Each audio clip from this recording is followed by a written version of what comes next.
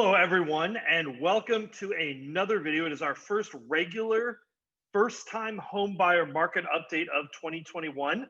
My name is Stephen Mead. I'm with Domicile Real Estate, where we are on a mission to help California's renters become homeowners. This is our Southern California first-time home buyer market update. So that means we cover Los Angeles and Orange counties. These are our own stats. We've actually made some changes for 2021. If you watch our regular videos for our whole market, we've kind of done some similar things to make the statistics a bit more consistent and also a little bit clearer. And then finally, we're adding something new as well to our first-time home buyer mix, something we think that will give a good idea of kind of market temperature, if you will. So anyhow, without further ado, we're going to begin, and we'll begin going through this week. I know that a lot of you want to know what can we expect in this year, and hopefully we're going to answer that question for you. But additionally, I'm going to tell you how to know and how soon can we know whether we are right or not. So without further ado here, I'm going to bring open our stats and let's get started. So here we go. We actually have our closed prices, and we've changed a little bit of a label on this graph. Not a huge thing, but something important to note is that these are the first quartile. And quartile sounds like the nerdiest figure that you can think of, but basically it means if the median is at the 50% level, think of this as halfway between the bottom and the median. So it's really a great sort of proxy, if you will, for what entry-level properties are. And for this, our blue line indicates entry-level single-family homes. That's 3 beds and 2 baths. And then the red line is entry-level condos, which are 2-bedroom and 2-bath. And what we've done here is we took our stats from 2018, 2019, and then as of 12/31/2020, and then we're going to start moving forward here. So we've changed this around a little bit. As you can see, our market has grown very healthy price-wise, just under $100,000 since 2018. If you look here, we actually see that our single-family homes have dipped slightly since the end of the year. Remember, though, these are homes that recently closed this past week. That means these are homes that probably went into escrow about a month to 40 days ago. I think it is interesting to note, though, if you look at this, we didn't see the same thing in our condo market. Our condos have actually elevated and kept going up price-wise. This is something we're going to want to watch week to week. December tends to be a little bit of a funny month for median home prices, so I wouldn't overread into this. Moving on, we have our total monthly payment. Let me see here if I can get our view to be single page. There we go. That's a little bit bigger for you. Again, we're referencing this back to 2018. Our entry-level home is actually over $100 cheaper. Rates have hit an all-time low. And again, just a reminder, this is based on 5% down, and it includes mortgage insurance, taxes, regular insurance. The idea is to give you sort of a total actual monthly housing figure based on a realistic entry-level home buyer budget, which typically is 5% down in our market. Doing that, we get $34.75 on our entry-level single-family home and $27.59 on our entry-level condo. Again, we've changed this. We have our 2018 figure, our 2019, and then our last update of last year, and then as of this week as well. So if we go over here and we look at our minimum household income required, I'm always fascinated by this one. $85,000 is where we are for our single family. $67,000, we actually had a slight rise due to that increase. But both of these figures are still well below 2018, and I think that's very, very noteworthy. Before we move on, this is kind of our affordability indexing, right? Like to give an idea of, are homes actually getting more expensive? Or are they getting cheaper? And how can you tell? And I think, when we're in a market where the prices move quite a bit, we really want to look at that figure of real affordability. And that's based on our payment, based on kind of like these scenarios. If we move on to our absorption rate, this is one where we've actually made a change in a couple ways. And if you watch our regular video, I went over this. The biggest change is that we've started calculating this as a 14-day rolling average. And so what that means is each week we look back 14 days when we calculate our absorption rate. And the reason for that is that, in an inventory constricted market, I've talked about this many times before. We have kind of this accordion-like uh, sort of motion, right, where new homes come onto the market, then the market sort of catches up and those homes go under contract. And the idea between this 14-day rolling average to kind of smooth a little bit of that effect out, where we don't see 1 week one goes up and then the next week the other figure goes up.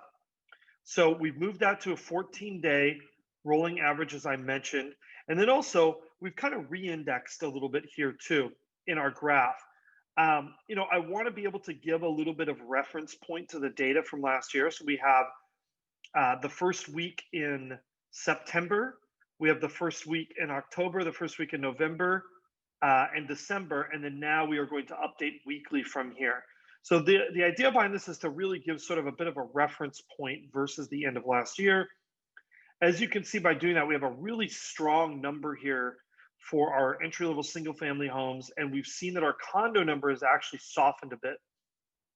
I do think still it's a little bit hard to look at these numbers because this is the first week that we've had really since the holidays, and in fact, it's even sort of a bit of a short week. So we're down a day that we would normally have as market activity. So I think it's important to kind of remember that. I think the statistic will be much more important next week to really see how 2021 is shaping up.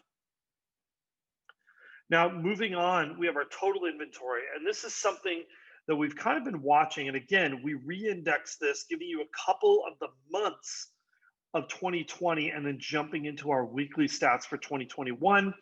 As you can see, now, what I find fascinating about this, right, is that if we look at this, it looks like inventory sort of peaked around November and then took a dive towards the end of the year.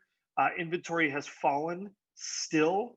One of the things, and I promised a little bit of a prediction, and I promised to talk about how will we know whether our prediction is right. So, my prediction is that we are going to continue to be in a very tight market. I don't see that changing. I do see things getting a little bit better than they have been the last 2 months. I do see inventory climbing. And the way we're going to be able to figure that out, right, is we're going to know in the next couple of weeks whether inventory has climbed, or we're going to see it in that graph. What we should see, if we go back to the screen share here, what we should see, if our hypothesis is right, is we will see both of these graphs do a little bit of a hockey stick type of a number, right? Because we're going to see sort of that flood of new inventory that we normally expect when we cross into the new year, right? I think that week between Christmas and New Year's is sort of the low point of new inventory all year long. As we see new homes come in, we should see this total inventory number start to climb back up. Now, there are a couple of reasons that it won't climb back up, though, that we should look out for. Reason number one is that we just see soft numbers of new listings coming to the market. The second thing that we see, though, is that the new listings just keep getting absorbed by home buyers, and there's not really a chance for the market to catch up. But we have a new statistic that we're going to show that will tell us and let us know if that is what is happening. So if we look at our week supply of homes, we see something interesting, right? And maybe even something a little bit unexpected. Both of these numbers have jumped, right, in our week supply of homes. Now, if you remember, I went over this. This is also based on a 14-day rolling average.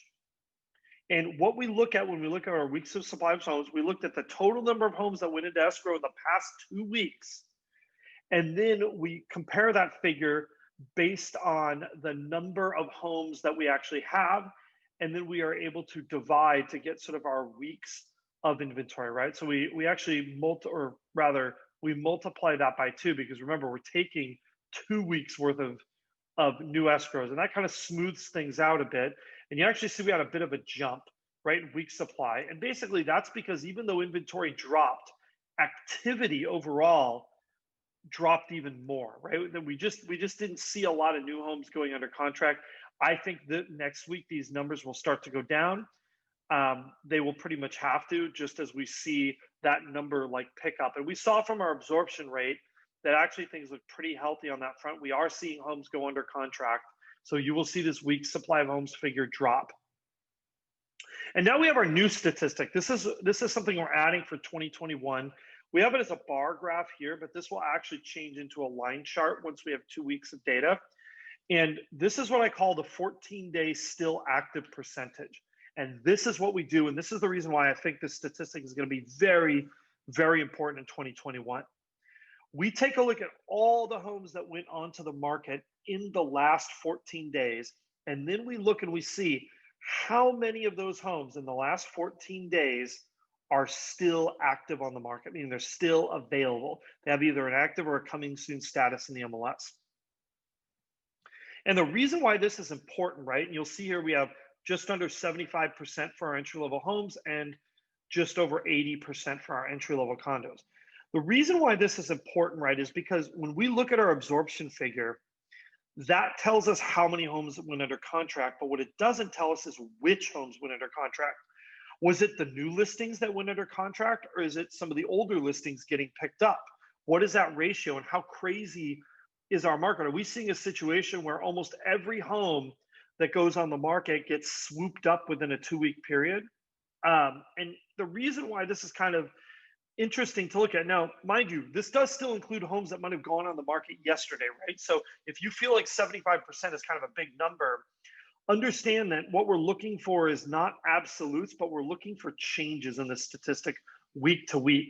If we see this number start dropping, what that means when we see this number drop is that homes are getting scooped up faster and faster on the market. The new listings are just getting sucked up off the market. And it means you're going to have to be more competitive. You're more likely to run into multiple bids. You're more likely to run into bidding wars. You're going to have to be more aggressive in your offering prices. And really, that's the actionable information that people need. We want to see exactly how fast are these things moving, and this will give us an idea. My hypothesis is that if we drop under 50%, that means we are in an extremely inventory constrained market. That means of all the listings that went on the market in the last 14 days, half of them are already gone. If we're seeing that happening, that's pretty much a pretty crazy scenario that shows things are accelerating very, very quickly. So that's kind of what we have new for 2021. Obviously, I'm super excited about this year. I'm excited to see new inventory coming on the market. This is the time of year when we start to see those new listing figures start to go up. And if you watch our regular market update, we actually break that down. We show the new listings, the new escrows, and then the absorption rate. This update is meant to be a little bit more condensed for our first-time home buyers. But if you're interested in that level of detail, you should definitely be watching our whole market update as well, which covers Los Angeles and Orange counties. That comes out on Tuesdays, whereas this comes out on Fridays. Finally, we're excited too this year about a lot of webinars and things that we have coming up for our first-time home buyers. This is something we've been working on for a while to kind of create some rotating webinars that we can do. It's a great chance to sort of hear our presentation live and ask questions in real time, but also do it in a little bit more of an anonymous fashion from the comfort of your own home. Thank you so much for watching. Do not forget to like, subscribe, and hit that notification bell. Once again, this is Stephen Mead for Domicile Real Estate, where we are on a mission to help California's renters become homeowners. We'll see you soon.